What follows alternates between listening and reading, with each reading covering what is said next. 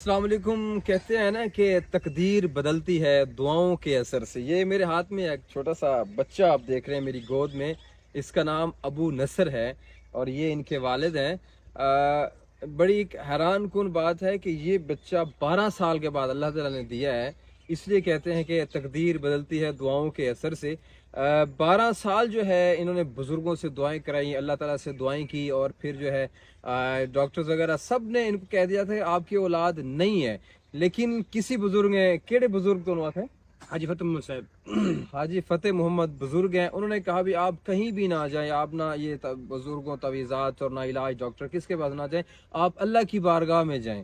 تو یہ بھائی تساں دسا ہے کرن گیا وے 2024 گیا سی جی, پچھلے سال یہ اللہ کے گھر گئے ہیں عمرہ کی سعادت حاصل کرنے کے لیے, اور وہاں پر یہ خود بتائیں کہ وہاں پر یہ کیا دعائیں کی انہوں نے اور کس طریقے سے.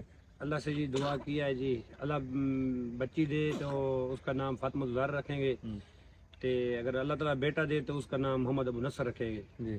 تے حضور کی بارگاہ میں یہ دعا کی اور واپسی اللہ تعالیٰ ہم پر راضی ہوا ہے اور اللہ تعالیٰ نے ہمیں بیٹا دیا ہے. دیکھیں بڑی اللہ تعالیٰ کی یہ حکمت, مطلب جو ظاہری طور پر جو ایک تقدیر نظر آتی ہے, جو ایک دعا کی قبولیت نظر آتی ہے, وہ ظاہر ہوئی ہے کہ اسی سال یعنی 12 سال کے بعد جس وقت یہ عمرہ کر کے آئے, اور عمرہ بھی اسی وجہ سے کرنے کے لیے گئے ہیں. ویسے تو لوگ جاتے رہتے ہیں عمرہ کرنے کے لیے, لیکن یہ گئے ہیں اسی مقصد کے لیے, اپنی اولاد کے اللہ تعالیٰ سے لینے کے لیے. یعنی کہ وہاں پر گڑ گڑا کر دعا کرنے سے, اللہ تعالیٰ تو ہر جگہ پہ ہے لیکن وہاں جا کے جو روحانیت ہے اس کا اپنا ہی مزہ ہوتا ہے. تو پہلا سال تھا, جو ہی واپس آئے تو اللہ تعالیٰ نے ان کو اسی سال یہ بیٹے کی نعمت سے نواز دیا ہے, تو اس کا نام ابو نصر رکھا ہے. تو مجھے میرا دل کیا کہ میں آپ کو یہ بات بتاؤں کہ اللہ تعالیٰ کی جو ہے نا تقدیر وہ بہت بڑی ہے. انسان جو ہے اس تقدیر کے سامنے کچھ بھی نہیں ہے, کیونکہ سب نے ان کو لا علاج, مطلب سب نے کہہ دیا تھا کہ آپ کی اولاد نہیں ہے, اور بس ایک بیٹا تھا ان کا پہلا, اور وہ بیٹا 12 سال کا ہو چکا, تو اس کے بعد یہ پہلا بیٹا ہے.